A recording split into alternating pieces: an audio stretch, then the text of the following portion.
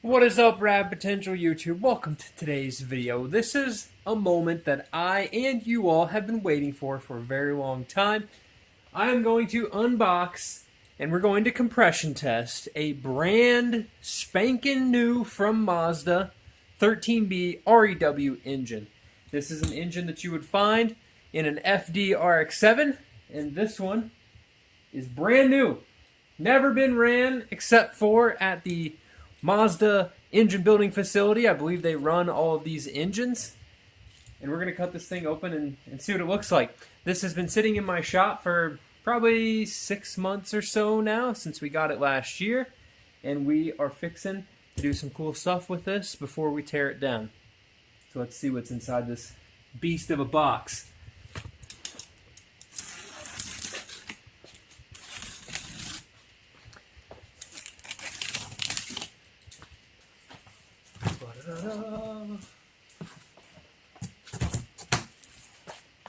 Oh, baby. Packaging. This thing looks sick. Effectively,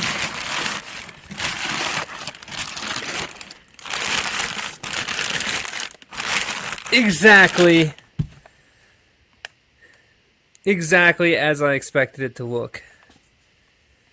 So it should be effectively a short block. So it's oil pan. It's got a flywheel on it. Front cover is on it. Man, look at these oil injectors. Brand new. Look at that. Nice. I'm just going to go ahead and get my engine hoist. We'll put this thing on the engine stand.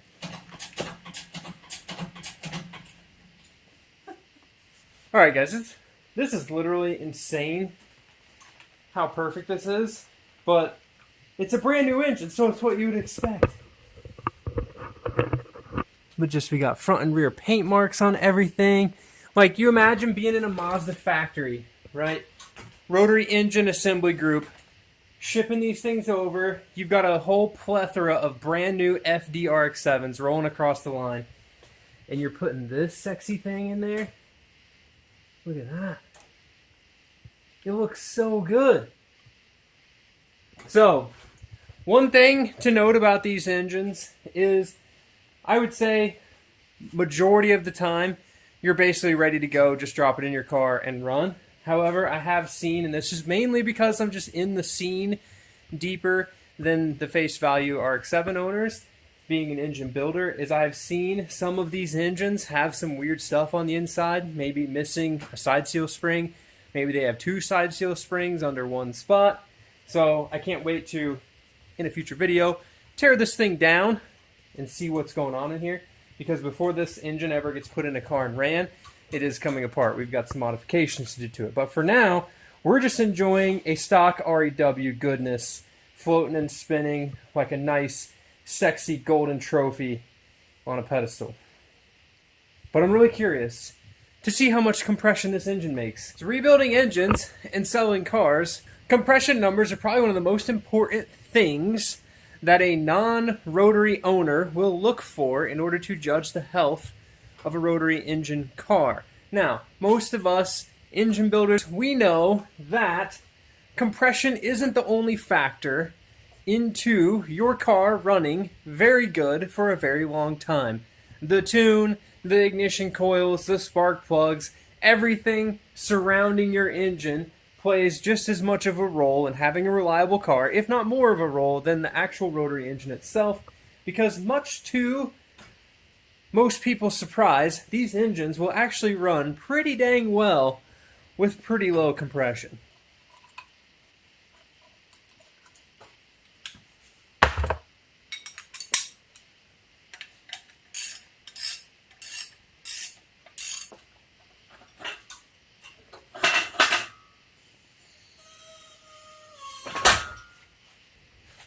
We've got the engine on the stand here with a Turbo 2 bell housing and a Turbo 2 starter, a freshly charged battery, hooked right up. The trailing spark plugs are out of the engine, and I put some used leading ones in, which doesn't matter, just sealing the hole. This is this thing turning over.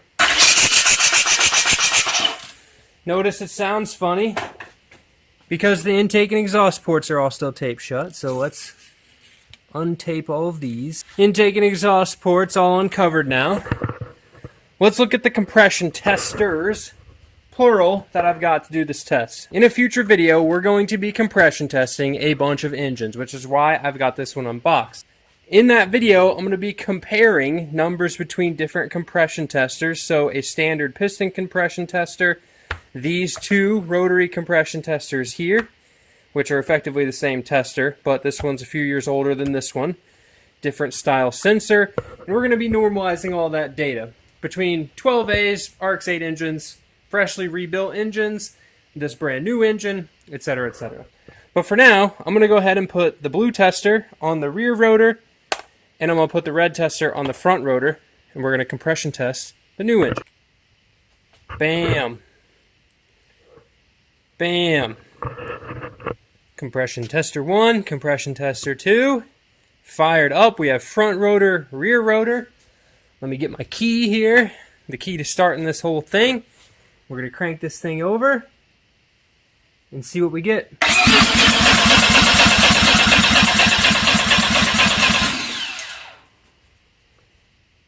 Okay, it's making really good oil pressure because it just spit oil all out of the front of the engine. So kudos to Mazda for running it. And we've got results. Brand new engine from Mazda. Let's see. Front rotor. I have no idea what's inside this engine either as far as lubrication. So 128, 130, 131. Rear rotor, 135, 133, 127. The old T2 starter is cranking this thing over at 253 RPM. That's what the red tester says. And the blue tester is actually showing 250 RPM. So a little bit of variation in the testers. We know the engine was cranking over at the same RPM, right? Both testers are on the same engine. You do get a little bit of variation between these guys. So looking at, I'll repeat the numbers. The front rotor is at 128, 130, 131. And the back rotor is at 135, 133, 127. So you're looking at 6 to 8 PSI difference on any one of these rotors. Keep in mind it hasn't ran yet, okay? So once it runs, things are going to bed in. You're going to get a little bit more compression. But, man, I still can't get over. Look at all this oil pressure, guys. This thing is pumping it out. So what was happening is it was actually spraying out of this piece of tape right here, up and out of the front iron. So in your rotary engine, this is the short aside, but in your rotary engine, oil comes out the front of the engine, through the cooler, back to the back of the engine, up, through the filter, and then it goes out into the engine. But that's not why we're here. We're not here for good oil pressure, even though it's good to see we do have good oil pressure. We're here for compression. And I'm super impressed, guys. I honestly didn't expect this to be much different than what it is. I was kind of expecting to see in the 130s, when you get a really, really good, i.e., you're putting brand new parts, you're basically building a brand new engine rebuild, you're going to get compression numbers that are this high. Typically, of a used parts rebuild with some aftermarket seal, you're going to see a little bit lower compression than this, especially once you first put it together. Most of these things need to be ran a little bit. I would anticipate these numbers coming up even higher than this after you run them. You know, you might see closer to 140 PSI compression. Now, something interesting to note is that these engines, this is an REW engine, is 9.0 to 1 compression. In the piston world, you can take the compression ratio of the engine and multiply it by an atmosphere and get an approximate compression that you might have. Now, that compression, okay, can be diluted by big camshafts, big ports, overlap, all sorts of other factors, starter cranking speed, which is why this accounts for altitude and RPM. Now, I don't know how this tester, unless it's GPS located, knows exactly where the altitude is at. Here at my house, we're probably 800 feet of elevation, which is basically sea level.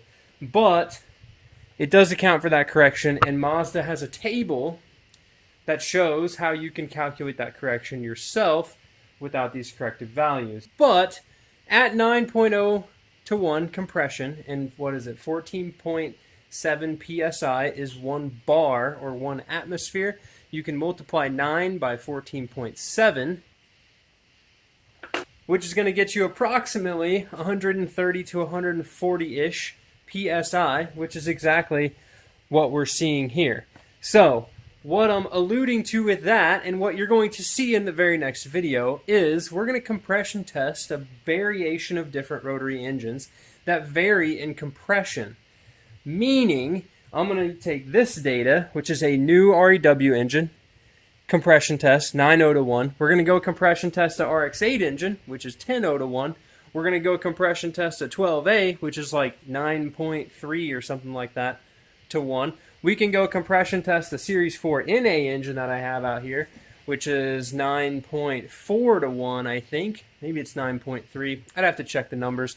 But you get the picture here of what I'm trying to figure out, okay, for me as an engine builder and a car seller representing, you know, the blue FD, the yellow FD, my rally cars, etc., the cars that I've sold and engines I've rebuilt, is I want to gain a better understanding of the variation in compression within rotary engines. Starting with this new one, this is what we got. I'm excited to get this thing unboxed, finally, make a big mess of my floor.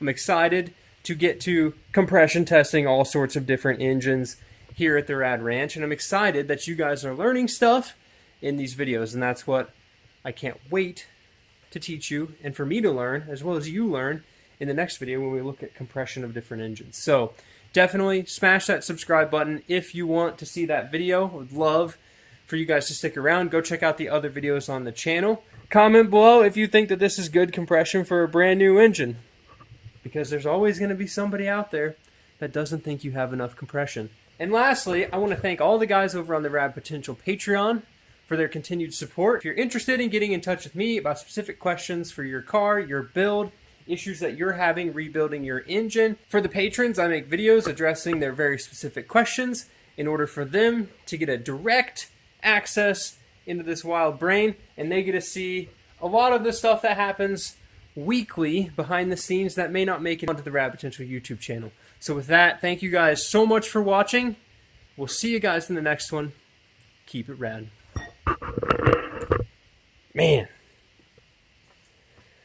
Honestly, not surprised by the compression numbers, considering this isn't a reman engine. It's literally brand new.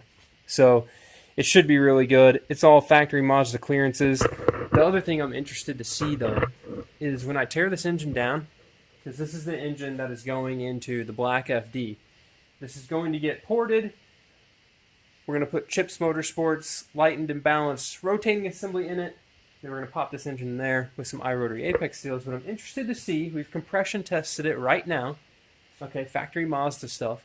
I'm interested to see with the exact same parts, basically, but different Apex seals, how that affects the compression of that engine.